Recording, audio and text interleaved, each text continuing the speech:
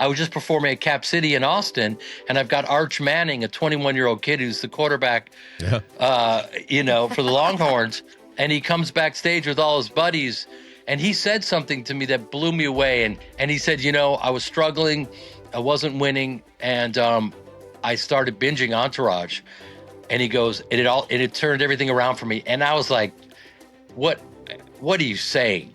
Like that some kid, but that he would be inspired by this backstage life of Hollywood. You never know who you're going to affect. Life finds a way. Life's not fair, is it? Life moves pretty fast. Life is a banquet. Busy living. What we do in life? Way of life. Life is pain. Choose life and market proud. To live will be an awfully big adventure. Welcome to the movie of your life with Richard Roeper. We're all the stars of our own story, but depending on the day, we might be the hero, sometimes the sidekick, the comic relief, the mentor, or maybe even the villain. On this podcast, we talk with actors and directors and artists and newsmakers and influencers about their origin stories and the movies that shape their dreams, influence their worldviews, and help define who they are today. I want to bring in my friend, my co-host, my producer, Jennifer Weigel, to tell us about a very special guest that we have today. Today's guest, Evanston's very own, is an actor whose career spans more than 4 decades. From Chicago theater roots to some of the most recognizable roles in television and film, he won 3 Emmy Awards and a Golden Globe for his unforgettable portrayal of the fast-talking, hyper-intense Hollywood agent Ari Gold on the HBO hit Entourage. His credits include Mr. Selfridge, Black Hawk Down, Old School, Serendipity, and dozens of others. I loved Grosse Pointe Blank, too, by the way. His latest film, The Performance, is a deeply personal labor of love based on an Arthur Miller story, and it's a project that he and his family spent nearly 15 years bringing it to the screen. The film has earned some of the strongest reviews of his career and showcased a dramatically different side of his talents. And at the same time, he's taking on a new challenge. Well, he's been doing it for a few years now, but we are excited to see him coming back to the Chicago area as a stand-up comedian with a 3-night run. That'll be June 12th through the 14th at the Chicago Improv in Schaumburg. Please welcome Jeremy Piven. Okay, so Jeremy, everybody knows you. Most of us love you. You've been doing movies and TV and stage for, well, I have to say it, my friend, it's decades now. But now we're doing these live shows. Tell us about what got you into this, what made you think you wanted to make this pivot. Piven's Pivot is the name of this segment, by the way, Richard. Like it. Please. I'm a fan of the obvious. I love cliches, so let's go. Growing up in Evanston, getting up on stage at about 8 years old with my family at the Piven Theater and improvising and joining Second City right out of college as my first job. So I've done, and films and TV and stage and all that kind of stuff. So I've done all these different avenues, and I've always wanted to do stand-up, and it's terrified me like everyone else. And then certain moments, whether it be presenting an award, accepting an award, these kind of interesting moments where it's you alone on a mic. And it's so addictive when you kind of prepare a joke and it lands. Second City is different, obviously, where you're doing sketch comedy, you're on stage, you can rely. It's just a different exchange. You can play longer without a joke, and it can manifest. But with stand-up, you got to land that plane all the time, and it's terrifying. And, I don't want this to sound like a TED Talk, but I think you have to embrace what terrifies you. It really is. I mean, I'm sure it's equal parts exhilarating and terrifying. But, Jeremy, it's interesting because so many stand-ups have gone into acting through the years. We've seen that. I don't know if we've seen a lot of the other way, because I think a lot of actors, even some of the best, they have comfort in the written word, whether it's a play on stage, whether it's, they're doing something that on stage, or they're doing a scripted series. So again, from your standpoint, how much are you crafting it where you're giving yourself a foundation? Are you giving yourself room for ad libs? How much of it is planned and written in advance of your act? You always have a through line, and you have an act, and it takes a while to formulate that act, and everyone's different. I have mentors like Jerry Seinfeld, guys I can go to and just ask them a ton of questions, and they um I did his show a million years ago when I was doing the Larry Sanders Show, and I met those guys, and I had no idea who they were because I didn't have a TV, because I was a broke Chicago actor in my mind. But I can go to guys like that, or Chappelle, or whoever, and they'll answer all my questions. And then I also get up on stage with the greats, because whether it be New York, Chicago, or LA, we're all on the same lineup together. So there is a through line. I know where I'm going to start. I know where I'm going to end. And then you have to be able to call audibles, at any moment when someone yells something out, when there's a protester, like with Steinfeld, and I said to him, how did you navigate that Free Palestine protester? And he did it so brilliantly. And I've never seen anyone work a crowd better than he did. And he just gave me all the keys to the kingdom, and he's such a mensch and a decent person. And so it is crafted, but at the same time, I'm available for improv at any moment, if that makes sense. Yeah, yeah. You talked about your family, Jeremy, and the Piven Theatre Workshop, which I have to give a huge shout out to, because that's where your sister Shira Piven was my teacher way back in the day. And it taught me so many skills about being not afraid to be in public and all of that. And I got to see your stand-up right before COVID hit. You came into Evanston to do a fundraiser for Piven. So I'm just curious, from that show, February 2020, to what people are going to experience when they come see you on your tour now, that I believe goes through most of 2026 through December. I mean, you're hopping all over the country. What can we see that's different? What will be different about this act? Everything will be different from that particular show, because it changes all the time. I'm going to be out there in Schaumburg at the Improv. It's called the Chicago Improv, but it's out there in Schaumburg on the weekend of the 14th. And it's you one of the great things about stand-up is, everything from you're wearing your own clothing. I am myself. I'm Jeremy Piven, talking about my life and my journey and the truth as I know it, as opposed to putting on a power suit and playing Ari Gold, or any of these various characters. And when you play these characters, you invest yourself fully emotionally, and you never judge your characters. And then people get confused and they think you are your character, which is adorable, and confusing and terrifying and infuriating and all of those beautiful things. And by the way, that's how I know I'm growing up is, people I used to get offended when they really thought that I was Ari Gold. And then you realize, my God, what a compliment, because they believe that character is real, and it's my job to play him authentically. So my stories about running lines with my mom, I say that I've been doing lines with my mom. I mean, running lines. Don't do lines. Kids, do not do lines with your mother. You got to run lines. No, but everything, and it's selfishly, it's a way of letting the audience know who I am, because they don't know, that I'm a kid that grew up in Evanston and was the only white boy on my football team playing for the Wildcats, and my journey. And I'm a theater kid, grew up at the Evanston Inn, which was an old folks home. So we grew up in poverty, but I never thought of it that way, because I thought we were rich. I remember coming home and we had no furniture, and I asked my parents, what happened to our furniture? We've been robbed. And they said, no, we're using it for the set. We're doing Chekhov's The Seagull. And I'm like, why are we doing that? Why are you so weird? Why can't you do something?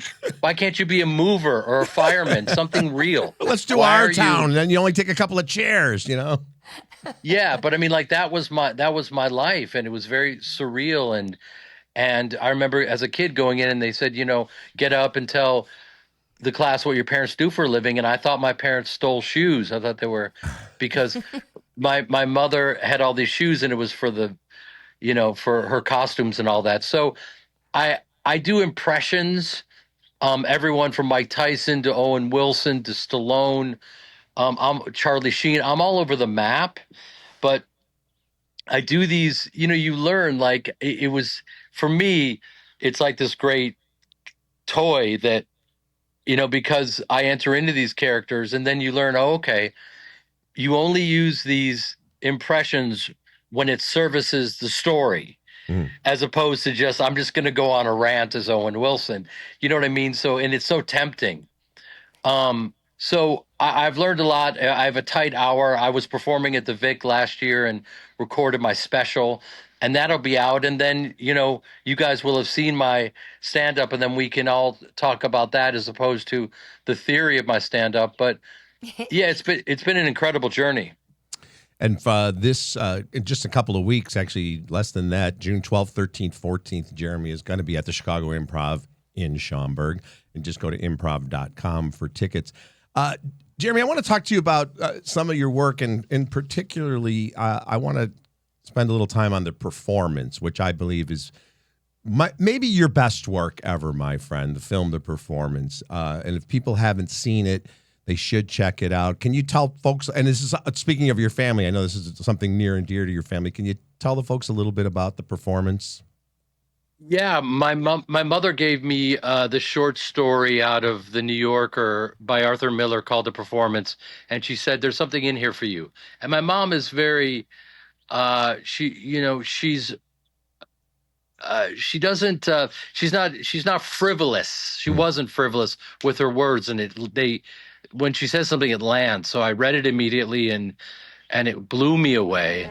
You are a true artist. How would you like to perform at the Kick Club? Kick Club in Berlin? One performance. Who do you work for, exactly? From the top! And what an incredible role. And I'm so delusional, and it's my superpower. I think any actor that works is delusional, because you have to be, because the odds are against you. And so the character was a tap dancer, and I'm not a tap dancer. I'm not even a dancer.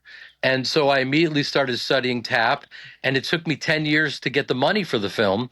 So by the time we got the money, I was ready to perform the role. I had my sister, Shira Piven, who was your teacher, adapt and direct it. And thank you for saying that, Richard. Yeah, it is. It's funny, like my peers, that guys like Jon Favreau and Pete Berg, who are all actors, and we came up together.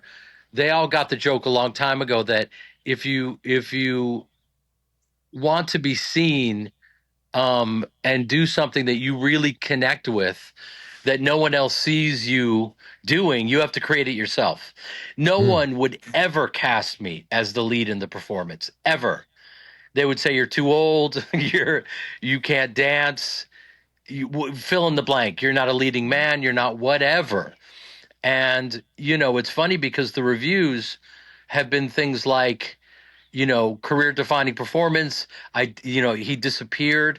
I didn't disappear into the role. I reappeared. And it's closer to me than anything I've ever done. It felt like a documentary, so I created it for myself. And the only thing I did really was not give up, because at every turn I should have given up. He's a tap dancer, as Jeremy mentioned, and this is set in I think about 1937, Jeremy. So things are really starting to turn a certain way.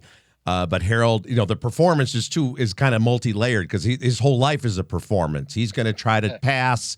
He's going to say, hey, just because I'm dancing for these Nazis or these German government, monsters, I can still be who I am. And then, of course, there's a reckoning that comes. So just so people know the story, it's a fascinating story. And it's just, I think it's one of the best films of the last 5-6 years. So I really hope that it continues to find an audience. Thank you. Thank you very much for that.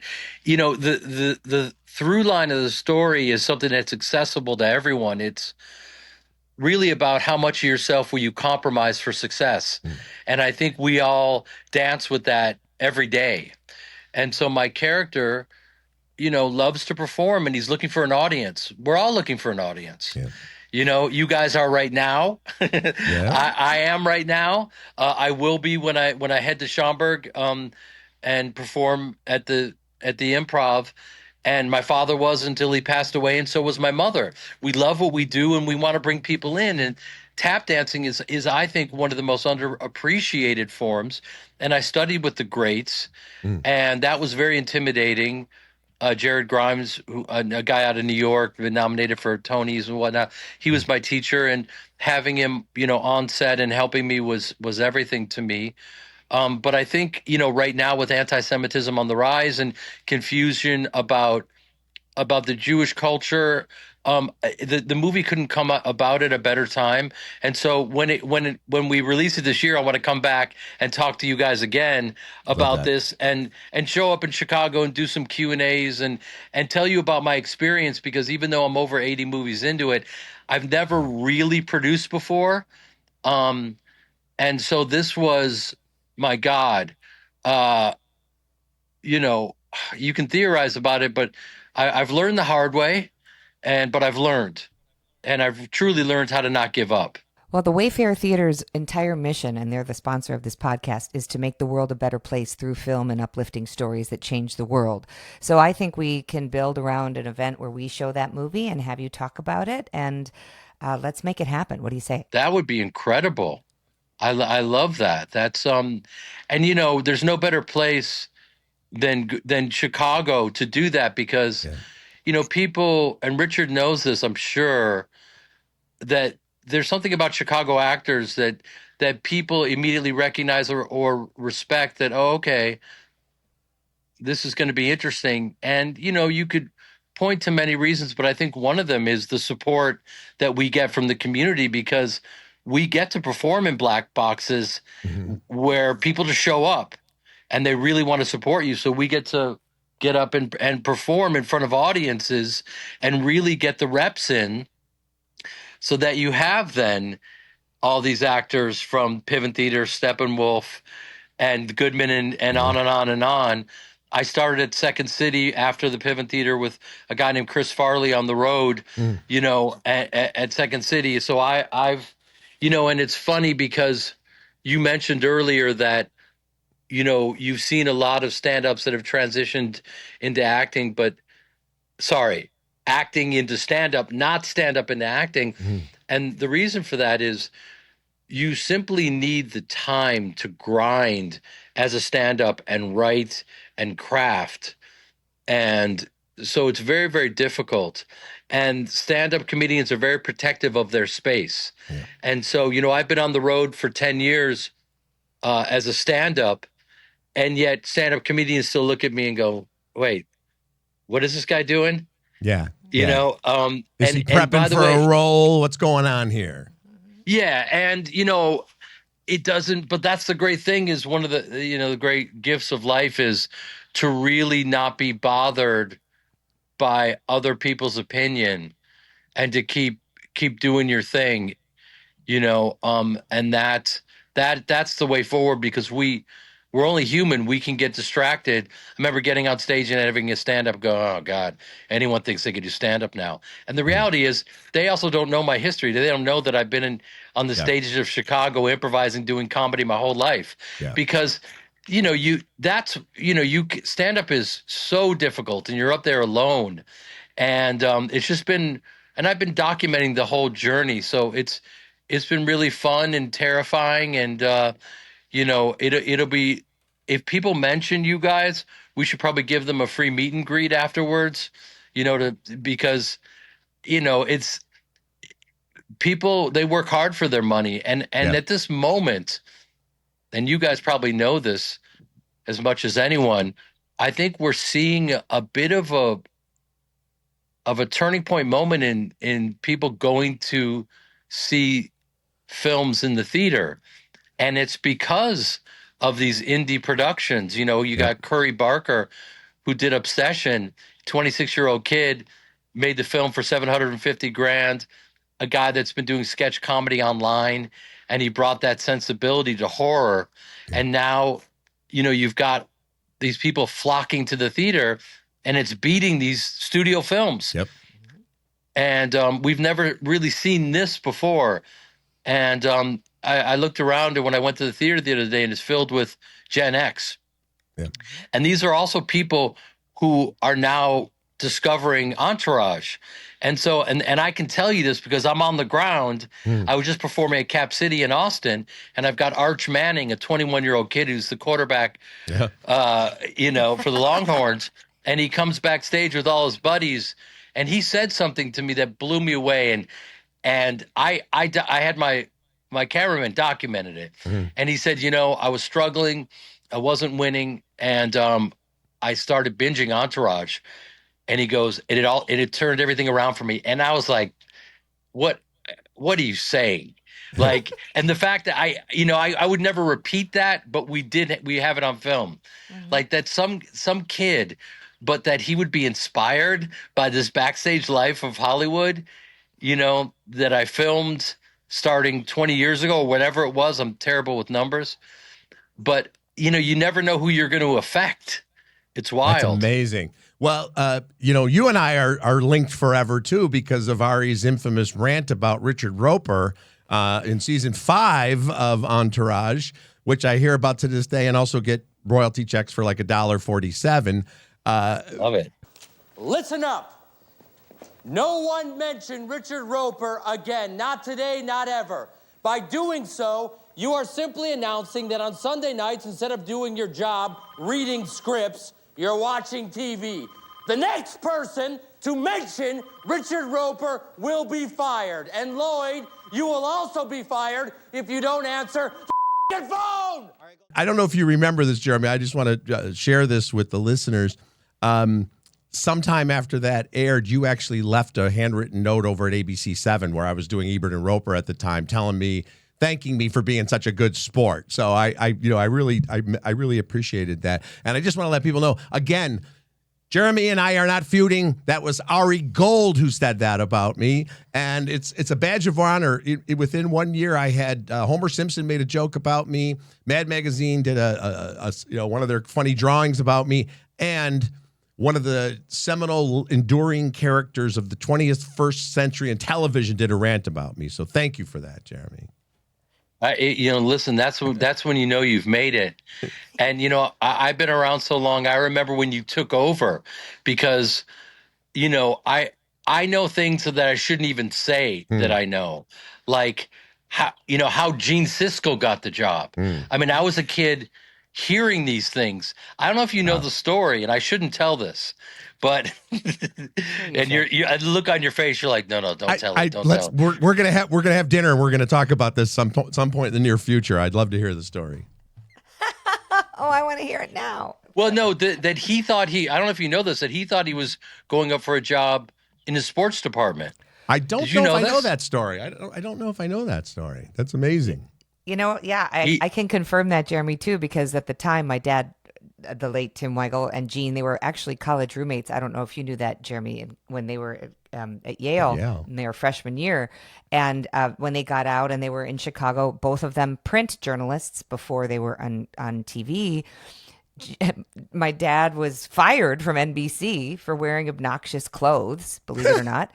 And Gene wanted to be the sportscaster. He was very clear about it. He said, I always wanted to be the sportscaster. That's what I wanted. And now I wound up in movies, but I'm happy where I am. But that's what I wanted first. Exactly. It's just funny. The journeys, you have to be open to whatever is presented to you. And even if it scares you, to walk through it. Incredible. We're going to take a quick break, and then we're going to ask Jeremy about some of the movies that have had an influence on his life. So we'll be right back. The Movie of Your Life podcast with Richard Roeper is brought to you by Wayfair Theaters. Wayfair Theaters has 2 locations, one in Highland Park, Illinois, and one in Payson, Utah. For all showtimes, go to wayfairtheaters.com. Not only do they show your blockbusters just around the block, but live events and even live comedy. Remember, wayfairtheaters.com, click on events to find all those special and unique opportunities near you. Welcome back to the Movie of Your Life with Richard Roeper. Our special guest, Jeremy Piven, who is coming to Schaumburg to do his stand-up. Just go to improv.com. That'll be the weekend of June 12th, 13th, and 14th for a very special show. We're going to be talking about some of his favorite movies. Go ahead, Rich.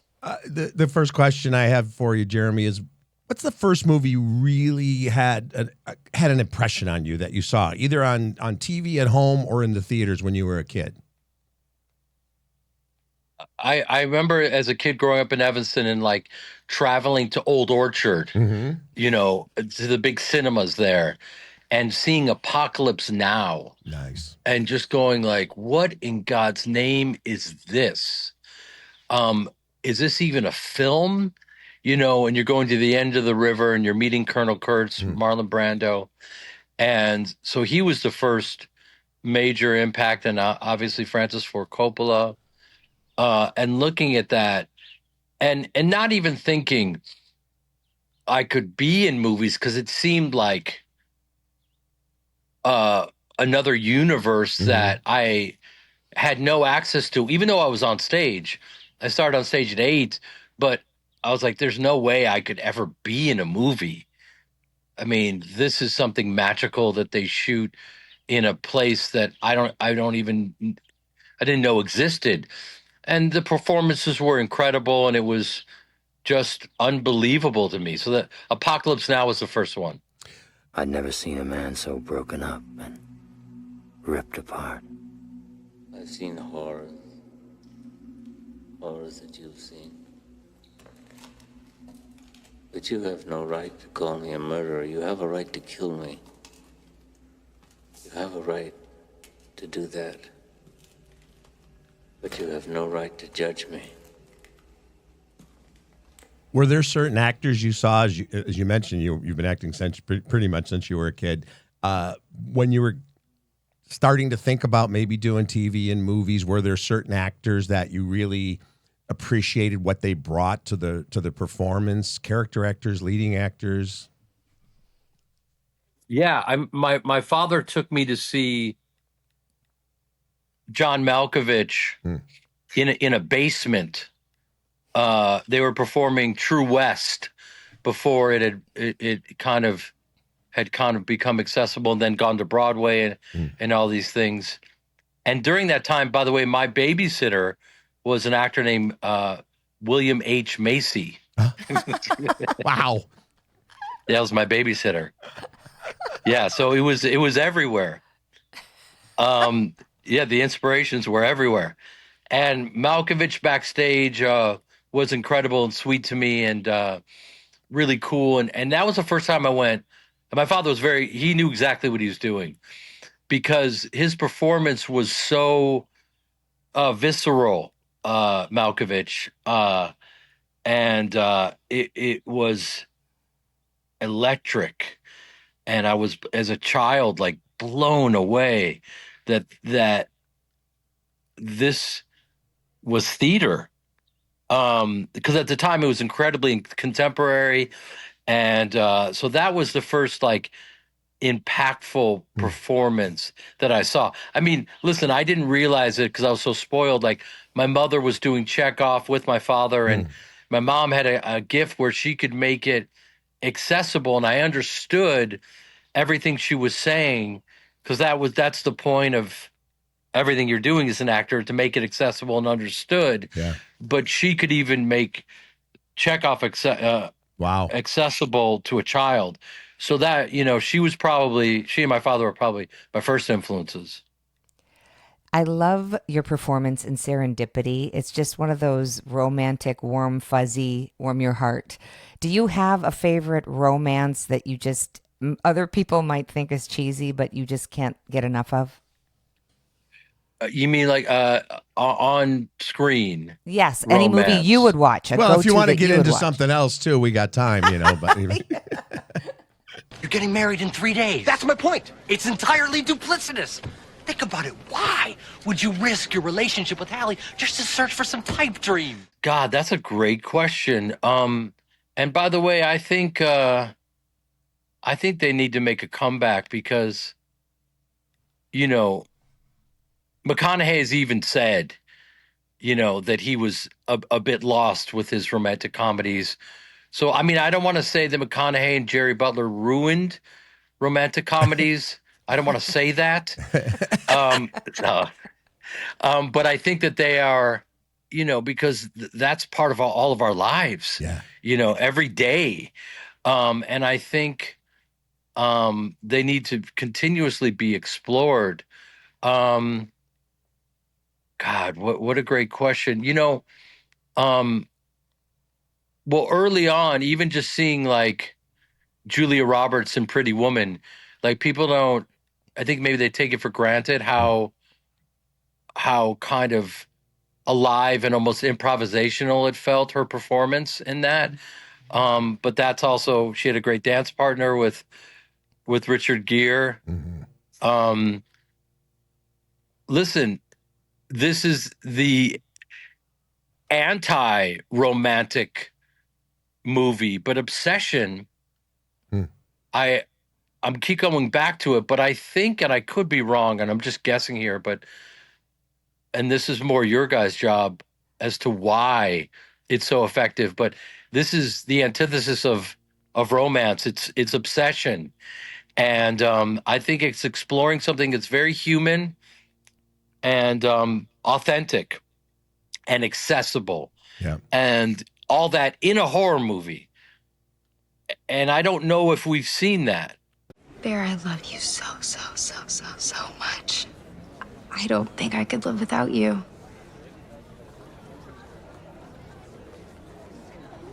You love me more than anyone in the world?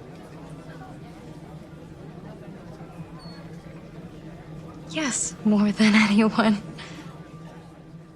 So it's exploring and heightening the idea of a relationship gone awry. Yeah. And that whole be careful what you wish for, and you want someone to fall for you, but it's too much. And what does that look like? And I think I think I was in an audience where this kid, the guy was incapable of telling the girl that he likes her, and he couldn't do it. And she asked him, well, how do you feel about me? And he's like, well, how do you feel about me? And even just that got a laugh in the theater, because these guys could identify with not being able to speak your feelings. So this movie is resonating. The highest vibration isn't even love, it's authenticity. And I think this film is resonating with its authenticity to people. Shout out to Curry Barker for doing that. And I reached out to him, and he's, before he's not accessible to everyone, we started speaking, and I said, this is before the movie came out, and I said, you're never going to speak to any of us again. And he's like, no, I'm not. And he's a good kid, and he's about to walk through it, man. Yeah, it's incredible, and I'm with you as someone that's that sees everything, Jeremy. I love seeing these different ways that filmmakers are breaking through, and that audiences are going to the movies. In fact, just quick sidebar: about 2 weeks ago, they did a performance of Rocky at the Auditorium Theater with the Chicago Philharmonic playing the soundtrack. 1,500 people on a Saturday night, Jeremy, went to see this 50-year-old movie, and it was I just love that. And I going back before we let you go, make sure you go to improv.com and get those tickets. It's got to be cool for you, because as somebody who at 8 years old was on a stage, to have that instant reaction from the audience, that's got to be a really cool feeling. It's a dialogue, not a monologue, and it's either working or it's not. And so the audience is everything in these performances with me. I was trying to meditate this morning and just came up with this little nugget, and you're not supposed to stop meditating, but I was like, oh my God, I gotta write this one down. And I'm going to try it at the Improv next weekend. And you know what? It may work or it may not work, but I'm going to stay after it till it does work. And what's great is the audience doesn't know if it doesn't work. So you got to dig your way out and make it work. That's awesome. My last question for you before we let you go. If you could visit the set of one movie from any period while it was in production and just observe a day of filming, what movie would you pick? Oh, these are great. These are great questions. I would probably visit Billy Bob Thornton on Sling Blade. Can I help you, sir? I kind of want something other to eat. Well, what would you like? You got any biscuits for sale in there? Well, no, this here's a Frosty Cream. We don't serve biscuits. We got a lot of other stuff, though. What you got in there is good to eat. And watch how he navigated being fully immersed in a character that was the antithesis of who he is, and yet called action and directed the actors and set up the shots and answered 116 questions before breakfast and stayed in that character. I would, and you know, you look at a guy like Billy Bob, and he's not a kid, and he's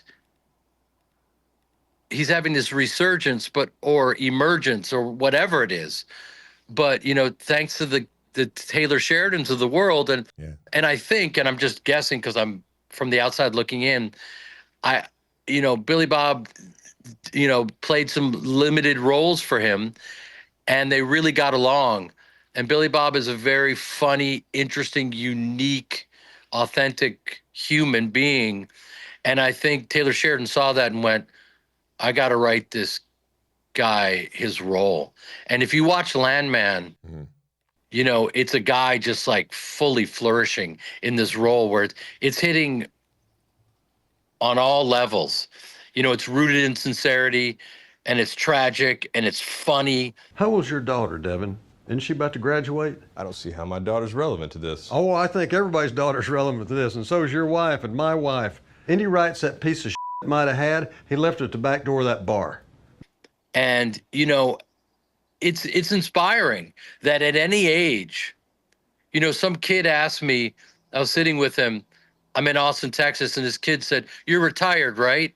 And I was like, he was like, I was, your first feeling is to be offended, because the reality is we never retire. Right. My father was acting until he passed away. My mother was performing until she passed away last year. And you, as performers, as actors, it's not a job. It's our lives. And so you keep going. And so I was kind of like, retired, man. What? I got a show in about 8 minutes. What are you talking about? What do you think you're here for? Yeah. But, Billy Bob, who was, born 70 years ago, is probably doing his best work.